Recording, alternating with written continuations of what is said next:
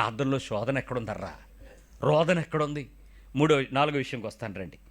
యోబు గ్రంథం 1వ అధ్యాయం 5వ వచనం. జోబ్ 1:5. వాక్యాన్ని వినడము చదవడము మాత్రమే కాదు, ధ్యానిస్తూ కొత్త పరిస్థితులు చూసేటప్పుడు నీకు ఈ విషయం అర్థం కావాలి. యోబు చేసినటువంటి ప్రార్థన ఏంటో చూద్దాం ఒకసారి.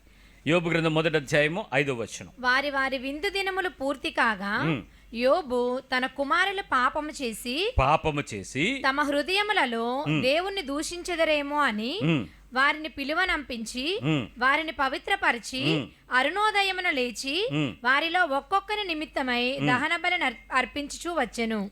యోబు అప్పుడప్పుడు అలాగు చేయుచుండెను, నిత్యము అలాగు చేయుచుండెను. వాక్యం కంప్లీట్ చేయాలి మరి, లేకపోతే నాలంటోడు సగంలో చదువుతాడు. అక్కడతో వదిలేస్తే దాని కంటిన్యూషన్ ఏమర్థం అవుద్ది? ఏం చెప్పాడు తెలుసా ఆయన? యోబు నిత్యము అలాగున చేయుచుండెను. నిత్యము అనే పదానికి మీరు కొన్ని అర్థాలు చెప్పండి. ఎల్లప్పుడు, ఎప్పుడు, ప్రతిరోజు, ఎప్పుడు. Very good. ఇంకా మానక. అదే ఉంది.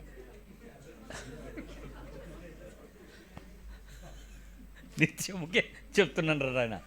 నిత్యము, ఇంకా ఎప్పుడు, ఎల్లప్పుడు. రైట్. మీకు చాలా మాటలు వస్తున్నాయి కానీ పదాలు రాక మళ్ళీ నిత్యం దగ్గరికి వెళ్తారు, అందుకని మళ్ళీ ఎక్కువ చెప్పకండి. విషయం రండి. నిత్యము చేసే యోబుకి పిల్లలేంటో తెలీదా? పిల్లలంటూ తెలీదా? ఏమ్మా ఇక్కడ తల్లిదండ్రులు లేని వాళ్ళు మీ పిల్లలు ఎలా ఉంటారో తెలీదా? నీకు ఎలా ఉంటారో తెలీదా? ఏం చేస్తారో తెలీదా? పెద్దోడు మౌనంగా ఉంటే చిన్నోడు సౌమ్యంగా ఉండడం తెలుసు కదా మీకు. తెంగరబుచ్చి పనులని చిన్నోడుగా చేస్తాడు. ఆడు నువ్వేం అనవనేదేమా, ఆడు అలా మారిపోవడానికి కారణం నువ్వే. ఆ సిత్రి పనులన్నీ చేసేది ఆక్రోడే కదా. ఇలాంటి పనులు మీరు చేస్తునేటప్పుడు మీ పిల్లలు ఎలా ఉంటారో మీకు తెలియకపోగా యోబు తన పిల్లల కొరకు ఏమేం చేశాడట?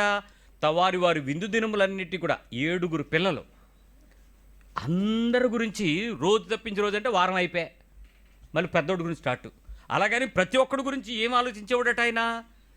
వాడిని పిలిపించి వాడి గురించి ఈ పదం చాలా స్పష్టంగా ఉందండి. పవిత్రపరిచి దహన బలి అర్పించి 2 పనులు చేశాడు.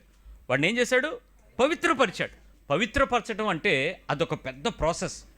వాడిని పిలిచి, ఎరా నువ్వు ఎప్పుడైనా ఏమైనా అన్నావా?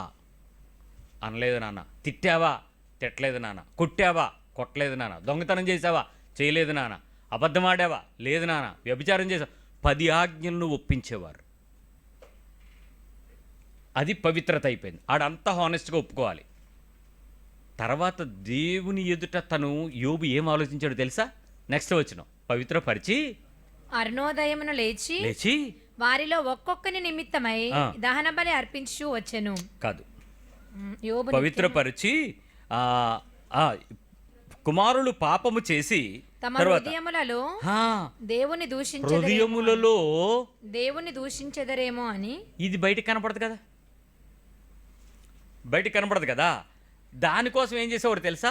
దహన బలిగా టోటల్ బాడీకి ఈక్వల్గా ర్యాన్సమ్, విమోచన క్రయధనముగా అతడి వయసుకు తగినట్లుగా ఒక పొట్టేలు, వయసుకు తగినట్లుగా ఒక దూడ, వయసుకు తగినట్లుగా ఒక ఎద్దు, అంత పరిశుద్ధమైన దాన్ని తీసుకొచ్చి ఆ మనిషికి ఈక్వల్గా ఉండేటువంటి దాన్ని దహన బలిగా ఇచ్చేవాడట.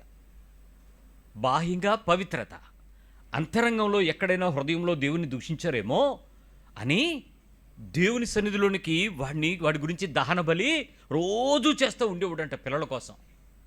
రేయి మొదటి జామున లేచి, నువ్వు కూడా అలాగే ప్రార్థన చేస్తున్నావు, అందుకే నీ పిల్లలు పరుగులు చచ్చుకొస్తున్నారు ఏమ్మా, ఏనాన్నా, అందుకే కదా నీ పిల్లలకు దేవుడు అంటే భయం ఏర్పడిపోతుంది. రేయి మొదటి జామున లేచి నువ్వు పరిశుద్ధమైన ప్రార్థన మొదలుపెట్టి నీ పిల్లల్ని బండగేసి కొట్టి వాక్యంతో నిలబెట్టి పెంచడం ద్వారా కదా నీ పిల్లలు అసలు పాపం అంటే పరుగులెత్తిపోయి, పరిశుద్ధత అంటే పరుగులెత్తుకుంటూ వచ్చి, వాక్యం అంటే ఆసక్తి వచ్చి, సంఘం అంటే పరుగులు పడి దేవుని కొరకు ఏమైనా చేయటానికి రెడీ అయిపోతున్నారు నీ కొడుకులు కూతుర్లు. ఈరోజు క్రైస్తవ సంఘం ఇలాగే కదా ఎదిరిపోతుంది. ఇదే కదా నీ పెంపకం. నువ్వు లేచి చేయటం వల్లే కదా, నువ్వు ప్రార్థన చేయడం వల్లే కదా. చేయడమా చేయించుకోవటమా ఏంటి? ఎవడు చేయాలి, ఎవడు చేయిస్తున్నాడు ఈరోజు? పాస్టర్ గారి పనా? ఇది తల్లిదండ్రులని మీ పనా? ఏది అంగలార్పో, ఏది నీ బిడ్డల కొరకు నువ్వు ఏడ్చే ఏడుపో, నువ్వు శరీరకంగా కనిన వారి గురించి ఏడవకపోతే ఆత్మలో కనిన వారి గురించి నీకేమన్నా భారం బాధ ఉందా అసలు? మరి ఏం నీ ఏడుపు? ఎల్కేజీ సీటు గురించి నేనే ఏడవాలా? ఆడికి మంచి కట్నం వచ్చే సంబంధం గురించి కూడా నేనే ఏడవాలా? ఏమంటే దశంభాగం మీకు ఇస్తాం, ఇది ఒక ఎర్ర. ఆ పనిహిమల్లోడు ఆ దశంభాగం కోసమే ఎదురు చూస్తాడు. ఎవడు సంబంధాలు కలుపుతున్నామా, కుటుంబాలు గట్ట ఆ భారం లేదు, కానుగు తెచ్చుకున్నామా లేదా? విశ్వాస జీవితంలో నీ పిల్లల కొరకు నువ్వు ఎంత ప్రాధాన్యత ఉండాలో తెలుసా? ఆడు కూర్చున్నప్పుడు, లేచినప్పుడు, పడుకున్నప్పుడు, నడిచినప్పుడు, ఉండినప్పుడు ప్రతి దినము వాడితో మాట్లాడాల్సింది దేవుని మాట. ముచ్చటకు 4 మాటలు మాట్లాడగలిగిన తల్లి ఉందా? దమ్ముందా నీకు? నేను చెప్పిన మాటకి 4 మాటలు ఈరోజు దేవుని పిల్లల గురించి, దేవునితో, దేవుని సంబంధమైన విషయాలు నా పిల్లలతో మాట్లాడని చెప్పే ఒక్క అమ్మ నాన్న ఉన్నారు అక్కడ? ఒక్కరోజు పనికి మాలిన పేరెంటింగ్ కాకపోతే నీ పిల్లలు ఏ సంఘంలో పెరుగుతున్నారమ్మా? ఎలా పెంచుతున్నావమ్మా నువ్వు?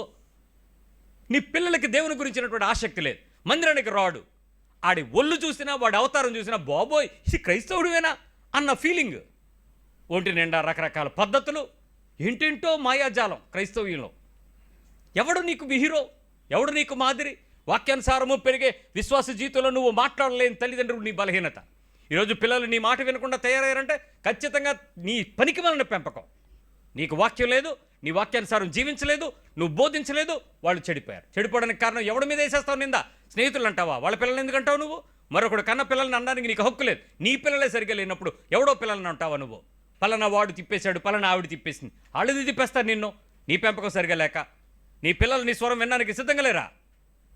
నువ్వు బోధించాల్సిన తీరు నువ్వు నేర్చుకోలేదు, బోధించాల్సిన మాట నువ్వు నేర్చుకోలేదు.